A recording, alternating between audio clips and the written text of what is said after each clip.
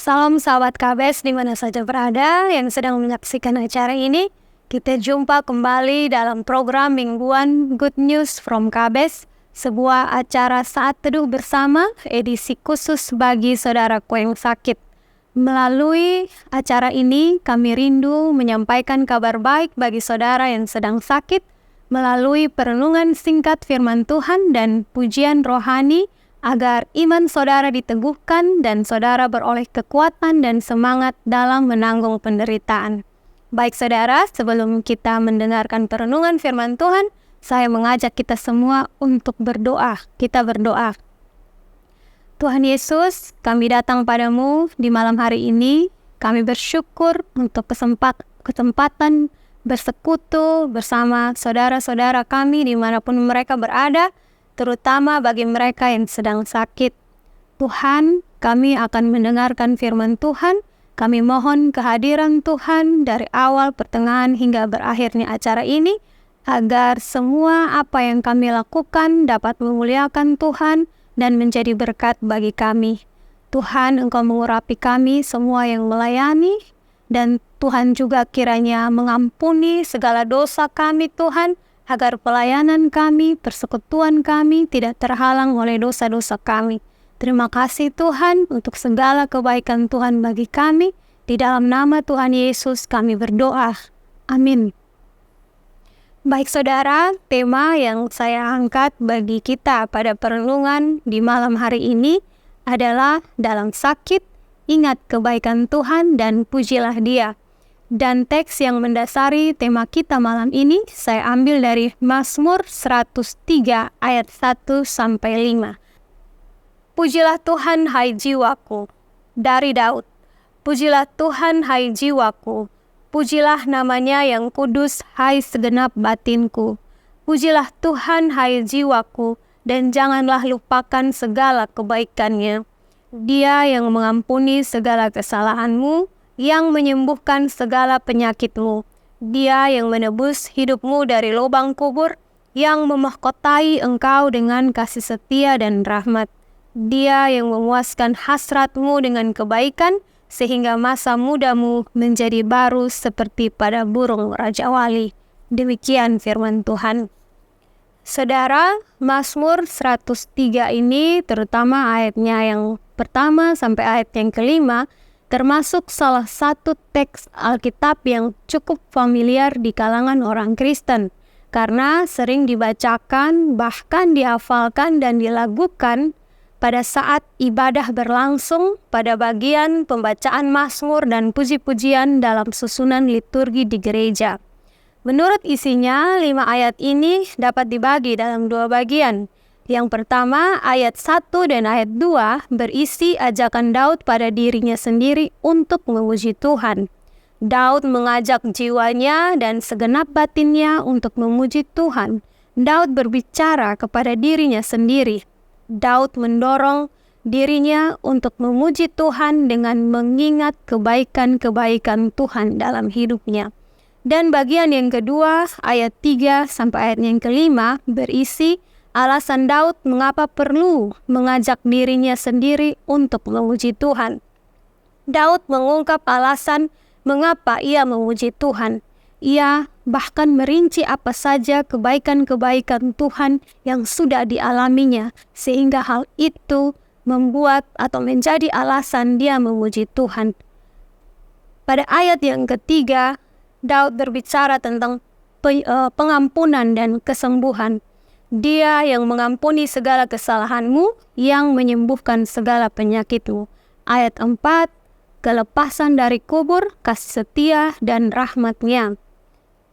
Dia yang menebus hidupmu dari lubang kubur, yang memahkotai engkau dengan kasih setia dan rahmat. Dan ayatnya yang kelima, kepuasan yang memberi kekuatan. Dia yang memuaskan hasratmu dengan kebaikan, sehingga masa mudamu menjadi baru seperti pada burung Raja Wali. Saudara, dari segala alasan yang dikemukakan oleh Daud tadi, memberikan perenungan yang dalam bagi kita orang percaya, khususnya bagi saudara-saudariku yang saat ini sedang sakit, bahwa sekalipun dalam penderitaan, memuji Allah sejatinya adalah suatu keharusan bagi kita. Karena tentunya sebelum saudara jatuh sakit, saudara pasti pernah mengalami kebaikan-kebaikan Tuhan. Begitupun saat ini ketika saudara sedang sakit, sadar tidak sadar, tampak atau tidak tampak, Tuhan masih terus menunjukkan kebaikan-kebaikannya dalam hidup saudara. Saudara, memang cukup sulit untuk mengingat-ingat kebaikan-kebaikan Tuhan di saat-saat yang tidak menyenangkan, apalagi memuji Dia. Dan ini adalah suatu fakta dari pengalaman hidup manusia yang tidak mampu atau sulit untuk memuji Tuhan dalam segala waktu dan situasi. Apalagi setelah manusia jatuh dalam dosa, manusia enggan bahkan kesulitan untuk memuji Allah. Manusia lebih mudah menyalahkan Tuhan ketika dalam penderitaan daripada mengingat segala kebaikan-Nya. Manusia cenderung lupa akan kebaikan-kebaikan Tuhan, seolah-olah kebaikan-Nya tak cukup memadai untuk membuat manusia memuji Dia. Dan Daud menyadari hal ini. Makanya ia merasa perlu untuk mengajak dan mendorong jiwa dan segenap batinnya untuk memuji Tuhan dengan cara mengingat-ingat kembali segala kebaikan Tuhan. Saudara, diperlukan suatu upaya untuk mendorong agar kita dapat memuji Tuhan dalam keadaan yang tidak baik-baik saja, dalam keadaan sakit atau dalam keadaan menderita. Seperti yang Daud lakukan, ia mengingat-ingat kebaikan Tuhan apa saja yang Tuhan sudah buat dalam hidupnya sehingga ia mampu untuk memuji Tuhan. Mari kita kembali lihat satu persatu dari ayat yang ketiga sampai ayat yang kelima. Ayat yang ketiga tadi bicara tentang pengampunan dan kesembuhan. Saudara, pengampunan adalah kebutuhan terbesar dan terus-menerus dari umat manusia. Karena persoalan terbesar dalam kehidupan manusia adalah dosa. Namun bersyukur pada Tuhan bahwa persoalan terbesar itu sudah dibereskan oleh Yesus di atas kayu salib dengan menjadi dosa bagi kita. 2 Korintus 5 ayat 21 katakan, Dia yang tidak mengenal dosa telah dibuatnya menjadi dosa karena kita, supaya dalam Dia kita dibenarkan oleh Allah. Jadi, menerima pengampunan berarti menerima pemenuhan atas kebutuhan terbesar kita. Bukankah itu kebaikan Tuhan? Masih di ayat yang ketiga tentang kesembuhan. Saudara, sakit penyakit adalah salah satu akibat dosa. Tidak ada satupun di dunia ini yang bebas atau luput dari dampak buruk dosa. Tidak terkecuali tubuh kita. Kelemahan dan kesakitan dengan mudah menyusup ke dalam tubuh. Namun, ketika dosa dibereskan oleh Yesus, maka apapun akibat dosa juga diselesaikan. Bukankah itu kebaikan Tuhan? Ayat yang keempat bicara tentang kelepasan dari kubur, kasih setia dan rahmat-Nya. Bicara tentang kelepasan dari kubur, kita bisa ingat bahwa Roma 6 ayat 23 katakan upah dosa adalah maut. Karena dosa kita pantas binasa. Namun karena pengorbanan Kristus yang telah menyelesaikan masalah dosa, maka maut dan kematian bukan lagi musuh yang menakutkan. Tetapi justru kematian adalah suatu keuntungan karena menjadi jalan menuju kebersamaan dan kebahagiaan yang kekal bersama Tuhan. Filipi 1 ayat 20-21 katakan, sebab yang sangat kurindukan dan kuharapkan ialah bahwa aku dalam segala hal tidak akan beroleh malu, melainkan seperti sedia kala, demikian pun sekarang, Kristus dengan nyata dimuliakan di dalam tubuhku, baik oleh hidupku maupun oleh matiku, karena bagiku hidup adalah Kristus dan mati adalah keuntungan. Karena itu, tak ada alasan untuk takut pada sengat maut. 1 Korintus 15 ayat 55 sampai 57 katakan, hai maut, di manakah kemenanganmu? Hai maut, di manakah sengatmu? Sengat maut ialah dosa dan kuasa dosa ialah hukum Taurat. Tetapi syukur kepada Allah yang telah memberikan kepada kita kemenangan oleh Yesus Kristus Tuhan kita. Bukankah itu kebaikan Tuhan? Kasih, setia, dan rahmat-Nya. Masih di ayatnya yang keempat, kasih setia dan rahmat-Nya. Istilah kasih setia merujuk pada kasih perjanjian. Allah yang penuh kasih memilih untuk berpegang erat pada perjanjiannya. Yeremia 31 ayat 3 katakan, dari jauh Tuhan menampakkan diri kepadanya. Aku mengasihi engkau dengan kasih yang kekal, sebab itu aku melanjutkan kasih setiaku kepadamu. Allah tetap melanjutkan kasih setianya bagi kita, terlepas dari ketidaksetiaan kita kepadanya. 2 Timotius 2 ayat 13 katakan, jika kita tidak setia, Dia tetap setia, karena Dia tidak dapat menyangkal dirinya.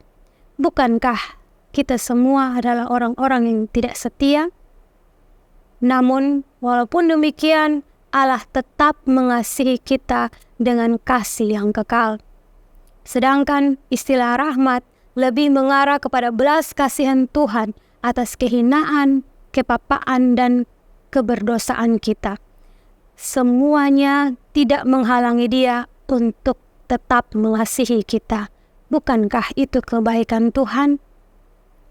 Ayatnya yang kelima, kepuasan yang memberikan kekuatan. Saudara, Tuhan menciptakan kita sebagai makhluk sosial. Itu berarti kita saling terhubung satu dengan yang lain. Kita saling bergantung satu dengan yang lain. Kita saling membutuhkan satu dengan yang lain. Dan kepada kita dikaruniakan hasrat berupa keinginan dan kebutuhan yang harus dipenuhi. Jika salah satu tidak terpenuhi, maka akan ada kekosongan. Namun faktanya Allah sendiri menjadi penggenapan yang penuh dari seluruh hasrat kita. Di dalam Kristus, Ia menganugerahkan kehidupan yang utuh kepada kita, sehingga kita memiliki kepuasan hidup yang memberi kekuatan baru bagi kita, seperti yang digambarkan dengan istilah masa muda dan burung Raja Wali yang menjadi simbol kekuatan. Bukankah itu kebaikan Tuhan?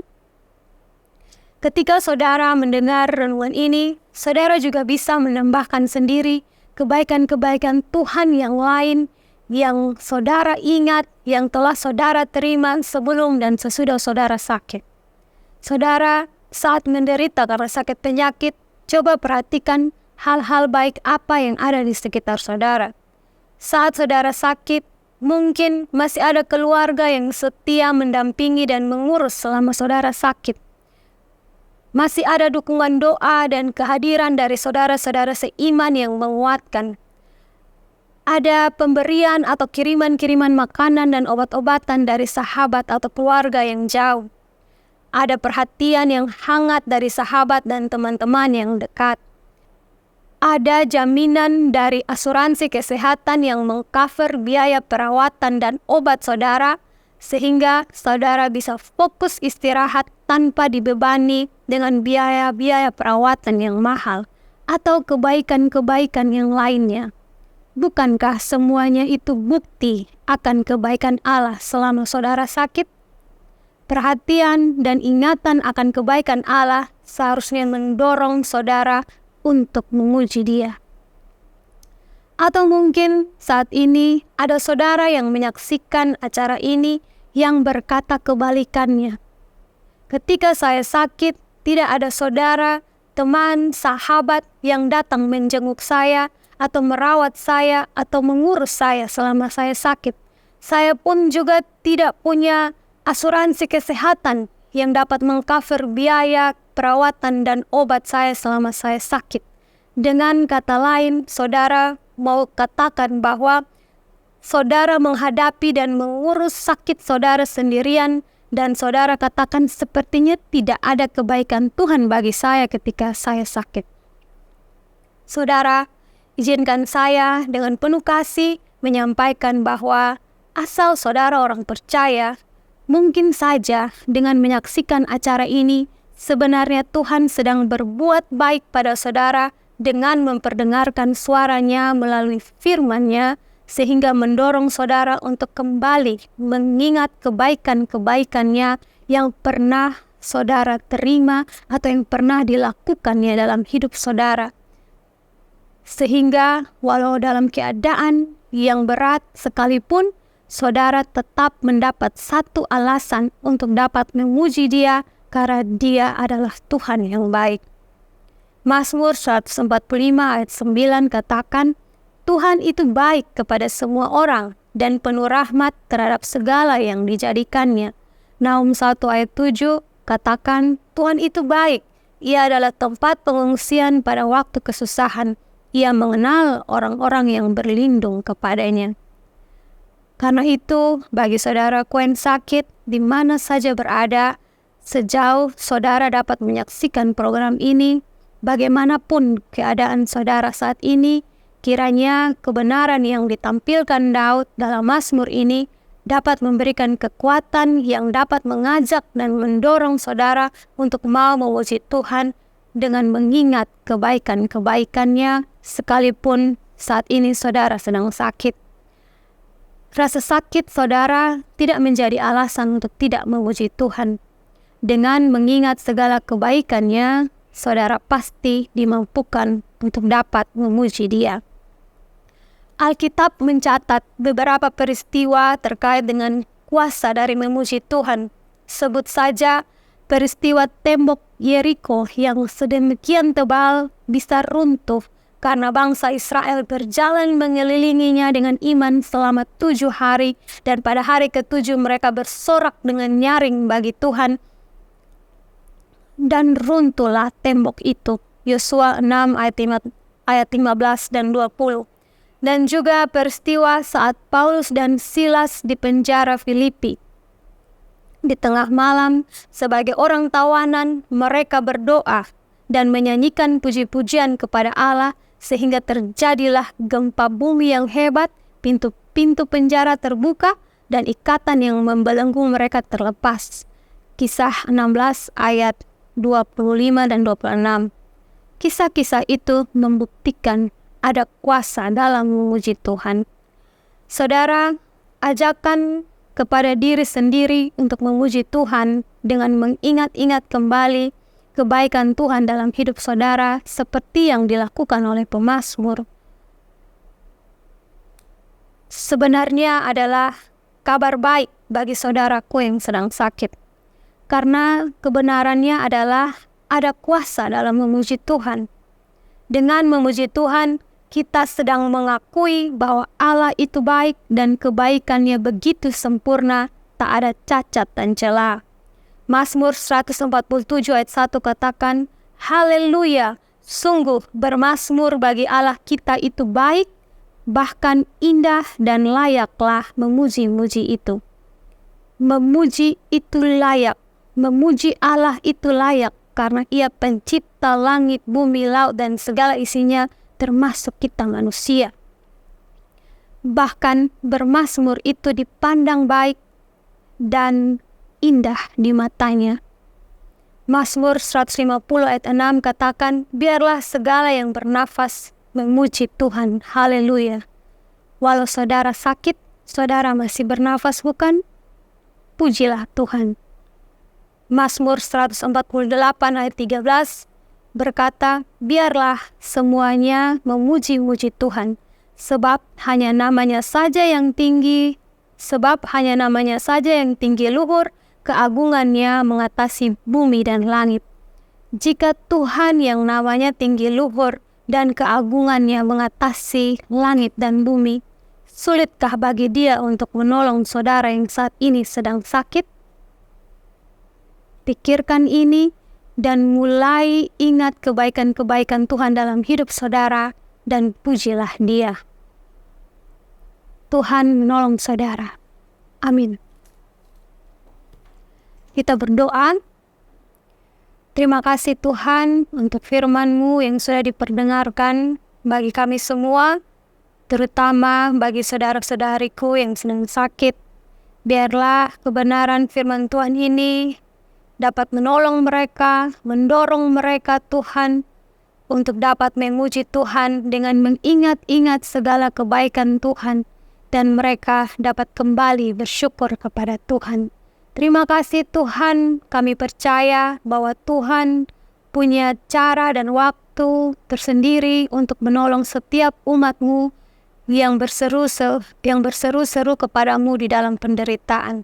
Tuhan menguatkan iman saudara-saudara kami yang sedang sakit. Dalam perkenanan Tuhan, Tuhan kiranya menyembuhkan dan menolong mereka. Terima kasih Tuhan, ini doa dan ucapan syukur kami. Demi Kristus kami berdoa. Amin.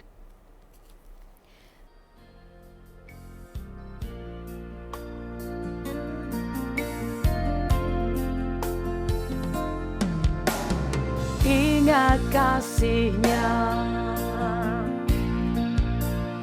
ingat kebaikan-Nya,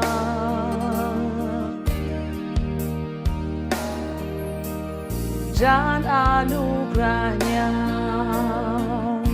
selamatkanku.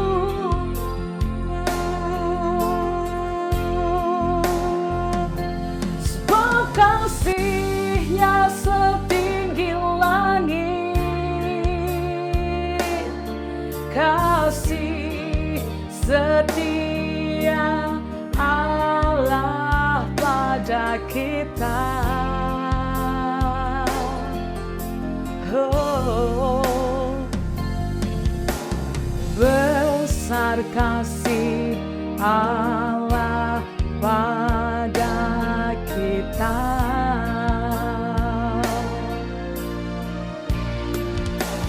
Oh, ku takkan lupa kasih-Nya.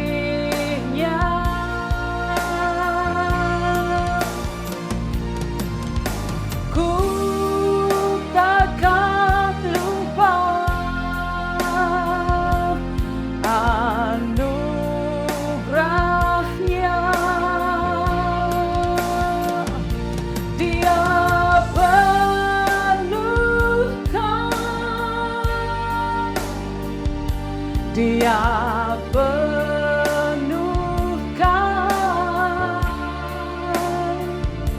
Dia puaskan hasratku.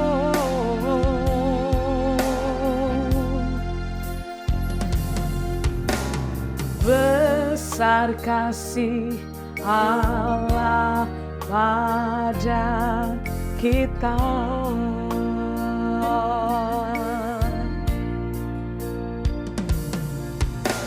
Besar kasih Allah pada kita.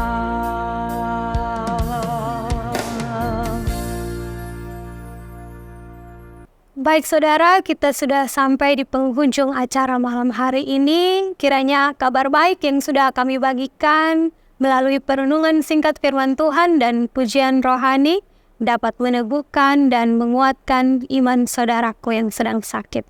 Sampai jumpa di episode berikutnya. Tuhan Yesus memberkati. Salam.